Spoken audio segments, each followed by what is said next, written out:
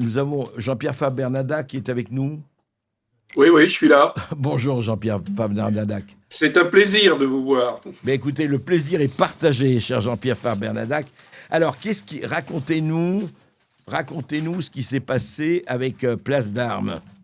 Parce que je viens de voir cette lettre, enfin de lire des extraits de cette lettre à Emmanuel Macron.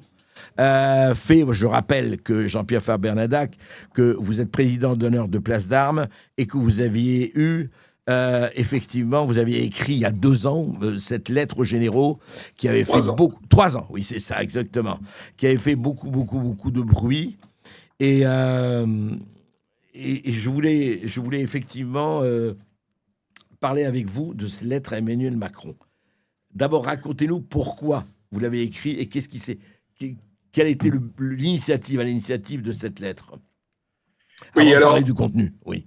On vous écoute. D'accord. Alors, écoutez, cette lettre, c'est simple. C'est une lettre avec une spécificité, c'est que le fait de demander la démission de Macron, aujourd'hui, nous ne sommes pas les seuls. Hein. Il y en a, il y a des dizaines, il y a des partis politiques, des associations, il y a de tout.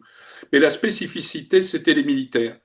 Et alors, je vais vous donner les 2 raisons qui, pour moi, alors les militaires, attention, les ex-militaires. Ex-militaires, oui. Il faut rappeler que l'armée n'a pas le droit à la parole, c'est la grande muette. Quand on est active, on n'a pas le droit de parler. Oui. Et vous allez voir qu'il y a, même si elle est la grande muette, elle a deux structures, je dirais 2 jambes sur lesquelles elle se tient et qui sont importantes. La première, et je vais peut-être vous choquer, mais je vais vous expliquer ça. Allez-y. C'est que l'armée, les militaires ont une conception plus que les autres peut-être politique. Pourquoi politique? Politique dans le sens où elles ont une idée, une doctrine qui est l'amour du pays. Or aujourd'hui, l'amour du pays, c'est une doctrine qui tient dans un mot, c'est la notion de patriotisme. Et donc, ça, c'est une chose politique, puisque vous voyez bien que, par exemple, les insoumis ne sont absolument pas patriotes. Ils n'aiment pas particulièrement leur pays. Les écologistes eux vous diront qu'ils sont patriotes à leur manière, Jean-Pierre Fabre-Bernadac. Ah non, ils le disent eux-mêmes, ils sont mondialistes. Ouais.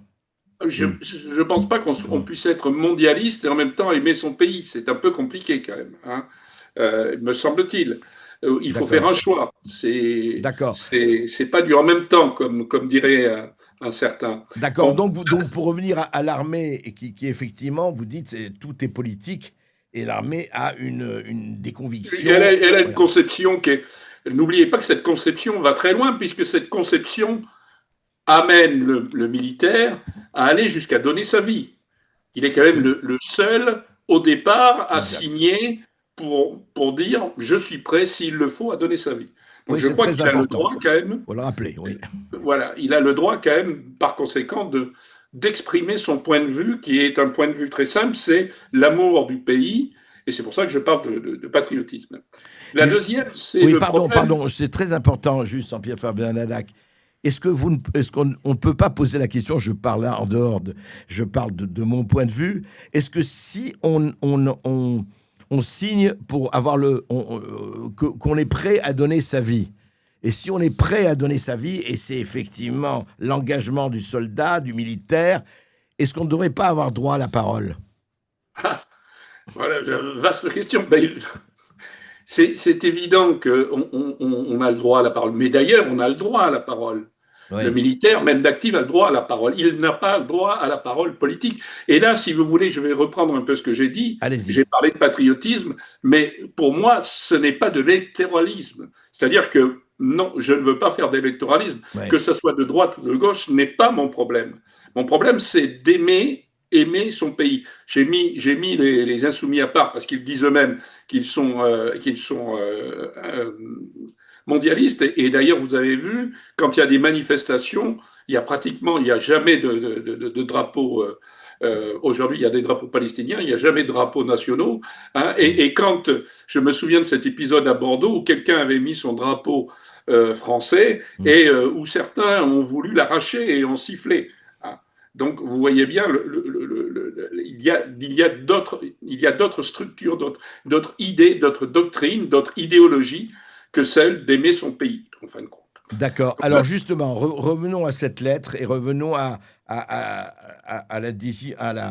votre idée de dire Macron, c'est fini, il faut qu'il s'en aille. Voilà. La deuxième idée, la Oui, deuxième jambe dont je voulais vous parler, oui. c'est la notion de chef. Macron est notre chef. Enfin, il est le chef des armées. Mhm, Mais le problème, il est simple. C'est quoi un chef? Un chef, c'est un être qui a du charisme et qui a la confiance des autres. mhm. Le problème aujourd'hui, c'est que nous voyons bien que le charisme, il l'a absolument pas, et il suffit de voir le nombre de fois où il a eu des phrases malheureuses ou des phrases même immondes par rapport aux Français et la confiance. Alors là, il l'a plus du tout. On en est aujourd'hui aux 70% de gens qui veulent qu'il quitte le pouvoir. Et je crois qu'il en est au sondage à 14% ou 15% d'opinion positive. Donc, vous voyez bien que cette notion de chef, il l'a perdue, ou il est en train de la perdre. Donc, à partir de ces deux éléments, j'ai considéré que nous étions tout à fait aptes à écrire une lettre demandant sa démission. Alors, dites-nous un peu, vous l'avez devant vous, la lettre. Alors, oui, je l'ai devant moi, mais alors attendez, parce que je la cherche. Parce que parce que si vous voulez, je voudrais juste que vous lisiez, que vous citiez certains extraits de cette lettre, parce que c'est important que vous Alors, quels sont les extraits que vous voulez que je cite? Moi, je vais vous dire, je Oui, pense que la fin serait peut-être le mieux, parce que je veux oui, pas. Je pense que si les gens veulent la lire, qu'ils aillent sur Place d'Armes, absolument. hein, et Non, ils non, il ne l'auront s'agit en pas de lire entier. toute la lettre, vous avez raison, mais de peut-être la conclusion et Voilà, résolution. je vais vous dire la fin, vous avez raison. À cause de vous, Monsieur le Président, la France est la risée de l'Europe et du monde. Votre politique ne remplit pas son rôle. Elle ne garantit pas notre sécurité. Elle ne garantit pas notre bien-être. Elle ne garantit pas l'éducation de nos enfants. Elle ne garantit pas correctement notre santé. Elle ne garantit pas nos frontières et favorise l'immigration. Elle ne nous garantit pas l'impartialité de la justice. Elle n'encourage pas la natalité, pérennité d'une nation.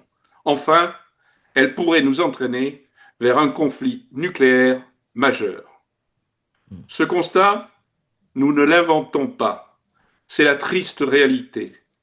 Personne ne peut le nier. Aussi, au nom de l'intérêt supérieur du pays, et si vous aimez véritablement la France, nous vous adjurons de quitter au plus vite vos fonctions, avant qu'une révolte, dont les grondements sont de plus en plus perceptibles, ne vienne anéantir ce qui reste de notre patrie. Nous, anciens militaires, vous le demandons solennellement en pensant à nos jeunes camarades d'active et en conformité avec le code du soldat. Veuillez agréer, Monsieur le Président, l'expression de notre profond désarroi, qui n'est que la traduction de notre amour de la France. Voilà. Alors, oui, alors, effectivement, Jean-Pierre Fabre-Nadac, voilà, une page de plus, effectivement, dans les personnes enfin, les personnes, des vastes vents de la population, de vastes pans de la population française qui ne supportent plus.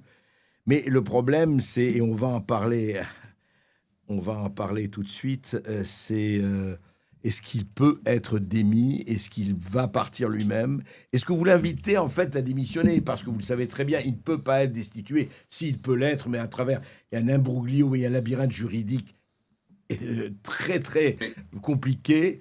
Est-ce que vous l'invitez en fait, vous, à démissionner?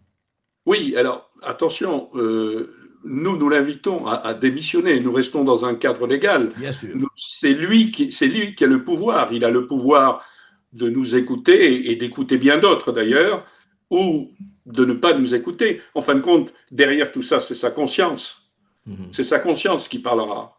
Je pense que, et puis peut-être aussi sa fierté, hein, quand on est désavoué à ce point-là, quand on voit que les gens vous méprisent et que les gens ne font même plus attention à vous, hein, je crois qu'à un moment donné, et si en plus on a un lien fort, puisqu'il en est le chef avec l'armée, et la notion d'honneur, la notion de fierté chez nous, elle est fondamentale, et donc par conséquent, il devrait le faire. il devrait à ce moment-là démissionner.